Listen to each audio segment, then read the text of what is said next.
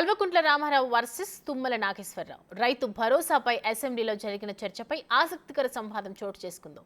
అదేమిటో చూద్దాం. 8 నెలల పంట తర్వాత రెండో పంటకు అవకాశం కూడా ఉండదు. అంటే ఇప్పుడు మంత్రి గారు చెప్పిన లెక్క ప్రకారం మరి పత్తి రైతుకు 45 లక్షల ఎకరాల్లో సాగు చేసే పత్తి రైతుకు ఒకటే పంటకి ఇస్తామన్నట్టుగా ఉన్నది. ఈ విషయంలో కూడా వారు మా సందేహం నివృత్తి చేయాలి. ఒకటే పంటకి ఇస్తారా, 2 పంటలకు ఇస్తారా? కంది కూడా సేమ్ అధ్యక్ష. మీ వికారాబాద్ జిల్లాలో కూడా కంది విస్తృతంగా పండిస్తారు. అది కూడా 7-8 నెలలు. అదే నన్ను చెప్పనండి మంత్రి గారితో విజ్ఞప్తి.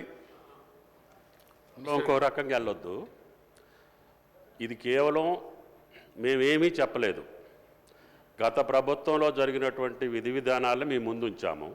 మీరు ఏది చెబితే దాన్ని అమలు చేయాలనే ఆలోచన తప్పితే ఆ పంటకి ఎంత ఇస్తారా, దీనికి ఎంత ఇస్తారు అనేది మేము నిర్ణయమే చేయలేదు. మీ సూచనల తర్వాతనే నిర్ణయించబడుద్ది. కాబట్టి మేము ఇంతవరకు ఈ ప్రభుత్వం రైతు భరోసా మీద నిర్ణయించలేదు. కాబట్టి మా నిర్ణయాలు అందులో ఏమీ లేవు. కాబట్టి మా మీద దేన్ని కూడా మీరు రుద్దొద్దు అని చెప్పి గౌరవ సభ్యులకి మనవి చేస్తాం. ఏం చేయాలో, ఎట్లా చేయాలో, పత్తికి ఏం చేయాలో, చెరుకు ఏం చేయాలో మీరు చెప్పండి. దాని ప్రకారంగా ప్రభుత్వం భవిష్యత్తులో నిర్ణయిస్తుందని చెప్తున్నాం.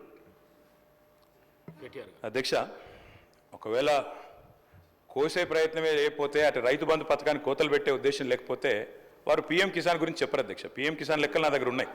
పీఎం కిసానే ప్రామాణికంగా తీసుకుంటే అధ్యక్ష దాదాపు 25% మంది రైతులకే వస్తుంది తెలంగాణలో. ఇప్పుడు వస్తున్న రైతుల్లో 25% మందికి వర్తిస్తుంది. ఒకవేళ పీఎం కిసాన్ మార్గదర్శకమే మీకు మార్గదర్శకం అయితే, మంత్రి గారి స్టేట్మెంట్లోనే పీఎం కిసాన్ గురించి చెప్పినారు. కాబట్టి పీఎం కిసాన్ అనేది చెప్పాము. ఇవ్వమంటే ఇస్తాం, ఇవ్వమంటారా, వద్దంటారా మీ ఇష్టం అంటున్నా. మేము అది కోత ఇస్తాము, కోతలు విధిస్తామని మేము అందుట్లో చెప్పామా? మరి మాకు అర్థం కాదు ఏంటంటే యథాతథంగా ఉన్నదున్నట్టు ఇచ్చేందుకు చర్చ ఎందుకు సార్? మరి యథాతథంగా రైతు బంధు ఉన్నదున్నట్టు ఇస్తే, యథాతథంగా ఉన్నదున్నట్టు ఇస్తాం, మేము కోతలు పెట్టాము అనుకుంటే చర్చ ఎందుకు? ఇంకా యథాతథంగా ఇవ్వచ్చు, 15,000 ఇవ్వచ్చు. ప్రజాభిప్రాయం ప్రకారంగా, మీ అభిప్రాయం ప్రకారంగా విధి విధానాలు నిర్ణయించబడతాయి. మీరు యథావిధిగా ఇవ్వమని చెప్తే చెప్పండి, మేము అభ్యంతరం చెప్పట్లేదు.